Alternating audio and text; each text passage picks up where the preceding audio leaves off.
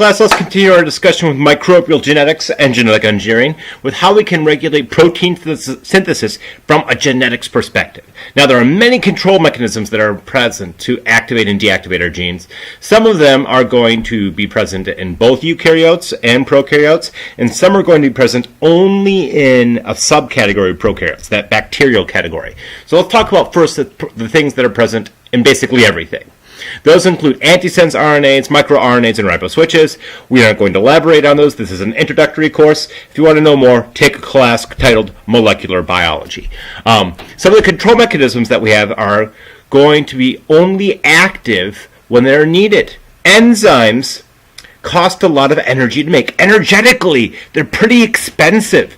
And in addition to being really dang expensive, they help to regulate our chemical pathways. So if I don't necessarily want to have a chemical pathway or metabolic pathway activated, maybe I should not make the enzyme for that pathway. Otherwise, I'd be wasting a lot of energy for no benefit. So we'll only make the enzymes that we need for specific metabolic pathways. In this presentation, we're going to spend most of our time talking about operons, because the Lac Operon is a classic operon that's very well studied and very well understood, and the metabolic pathway of lactose breakdown is also very well understood. Operons are a regulatory feature that are only found in bacteria. So they aren't in eukaryotes, they aren't in archaea, only in bacteria. What is an operon? It's kind of like, for the lack of a good analogy, you can compare the eukaryotic approach to cooking from scratch. If a eukaryotic cell wanted to make an Irish cream pie, or let's say a Boston cream pie, that eukaryotic cell would go to the store, buy all the individual ingredients, and make everything from scratch. What would that bacterial cell do? The bacterial cell would go to Perkins and buy the pre-made Boston cream pie. That's kind of like what we have here if we compare an operon to all the individual genes that a eukaryotic cell would use. The eukaryotic cell is going to have many, many control mechanisms, many, many different steps. It's going to be complicated. It's a mess. The bacterial cell makes it short, simple, and sweet. With an operon, we're going to turn all the genes on and all the genes off with only one switch. And all of these genes are going to coordinate with each other to make proteins that all regulate and are active in the same metabolic pathway. So they're all going to work together. So instead of having many different repressors and activators, there's only one switch, an on switch or an off switch for all the genes at the same time. Operons can be turned on and off. They're inducible or they're repressible. Some operons are going to contain proteins that are used for catabolic metabolic pathways. Those are going to be operons that will be induced by the presence of the substrate for the enzymes they make. So let's say, for lack of an example that may be on the tip of my tongue right now, let's say I have a bunch of lactose in the cell, and that cell needs to break down the lactose, that milk sugar, to get some energy out of it. Well, hey, maybe if there's lactose present, I should make some enzymes that will help me break down lactose. And since there's multiple enzymes, I should make all of them, because it takes more than one enzyme to break down that lactose. That'll be a catabolic operon. They're only activated when the substrate for the enzyme is present. Another one is a repressible operon. A repressible operon is going to be typically what we know as our anabolic operons. So they're going to be turned off if we have too much of the end byproduct of the metabolic pathway. Let's say there's a metabolic pathway, and at the end of this metabolic pathway, I'm coming up with a random chemical right now. Let's say at the end of our metabolic pathway, we have beta-carotene. That vitamin that helps you see better. There's a lot of it in carrots, apparently. So let's say the cell is making beta-carotene, but the cell no longer needs beta-carotene. It has too much beta-carotene. That beta-carotene molecule can actually turn off the genes that will make the proteins that are used to make beta-carotene. So that it's a negative feedback loop, so to speak. So those of you who've taken human physiology with me, I love talking about positive feedback loops, negative feedback loops. Our catabolic operons aren't necessarily going to fall into that negative positive feedback loop. But repressible operons are classic negative feedback loops. As we have more of the end product, we're going to inhibit the production of the proteins that make that end product to help us maintain that homeostatic balance. Anyways, I'm getting off on a tangent.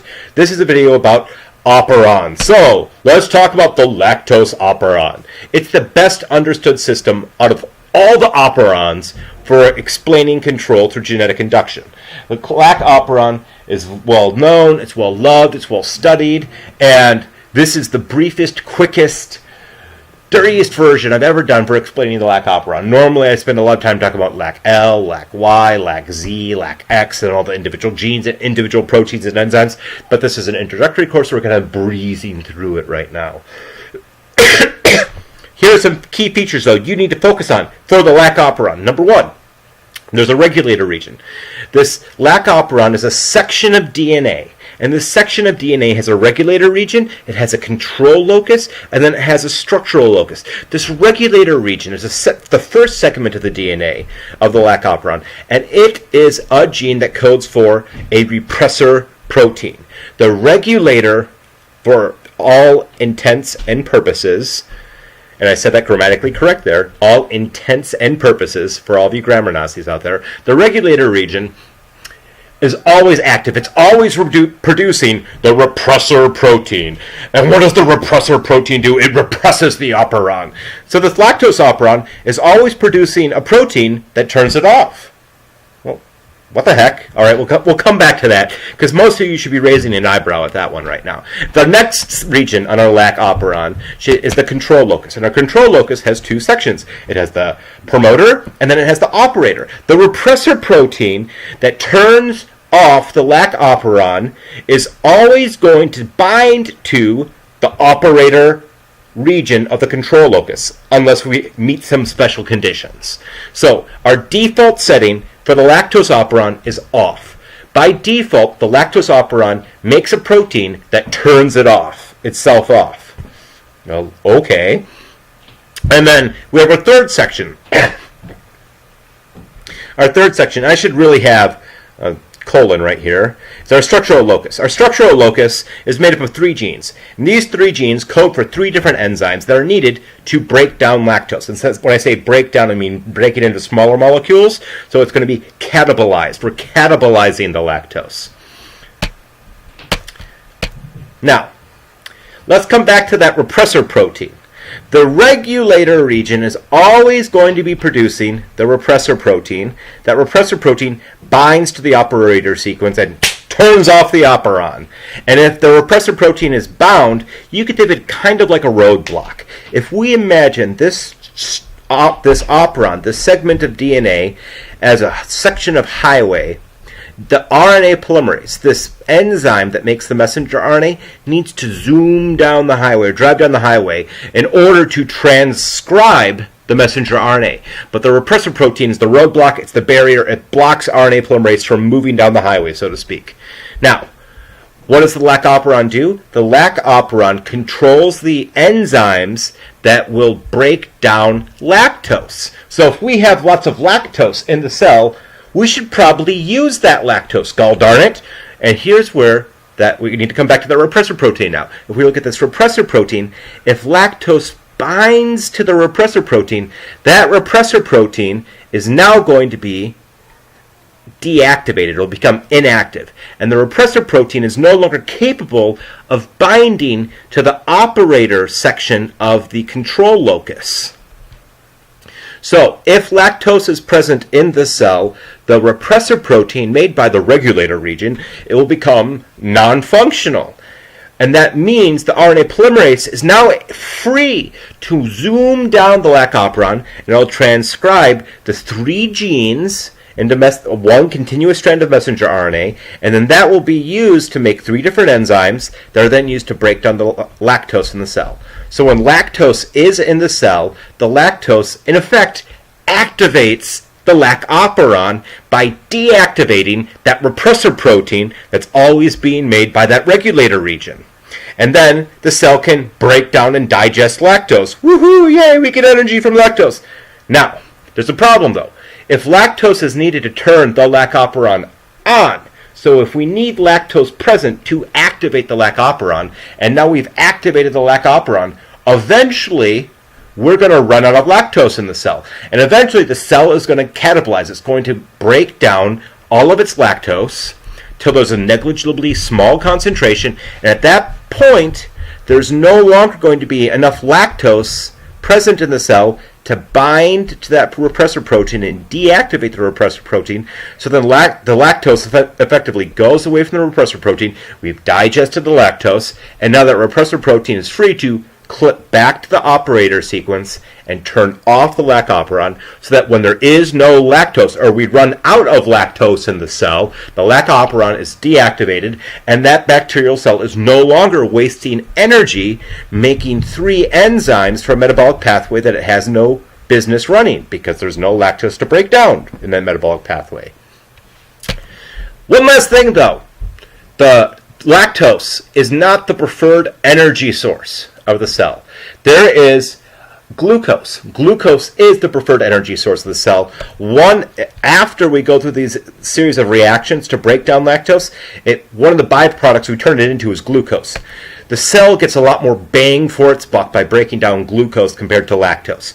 So, if you had the option of getting a lot of energy from a molecule or less energy from a different molecule, the cell is always going to try to go with a lot of energy or get more bang for its buck. So if there's ever glucose present in the cell, that glucose can deactivate the Lac Operon, and the cell will preferentially break down glucose through glycolysis and then the citric acid cycle and cellular respiration.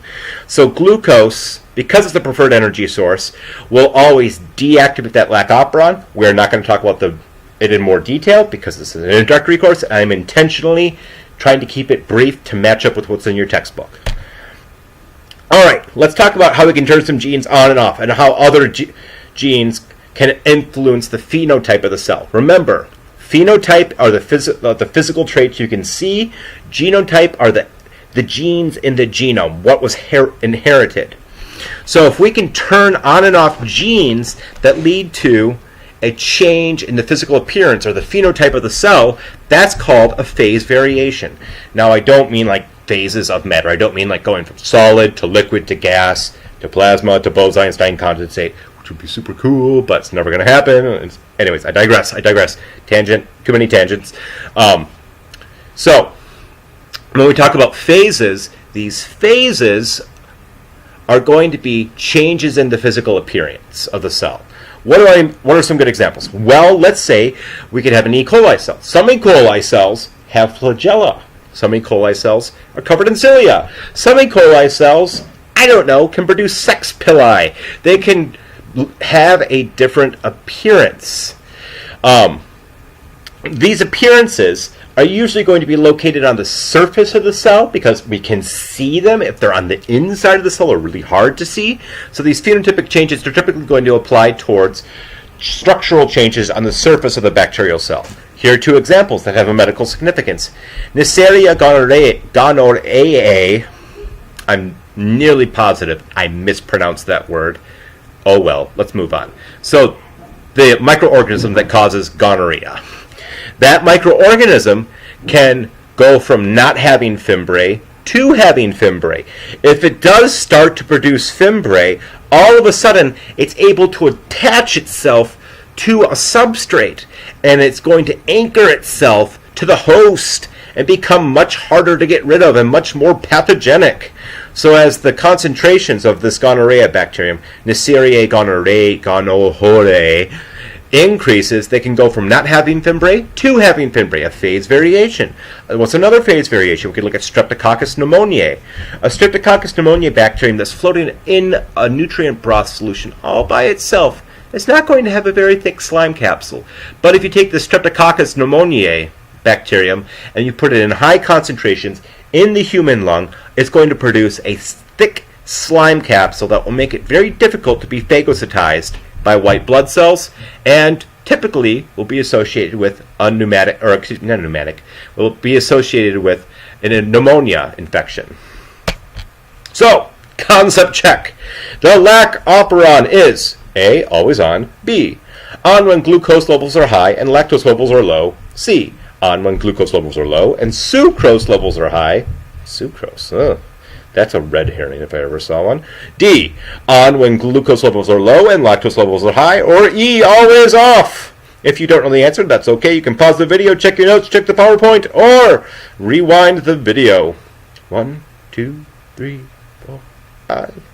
The correct answer is D. It is on when glucose levels are low and lactose levels are high. If you have any questions, shoot me an email, post them on the discussion board. Happy studies!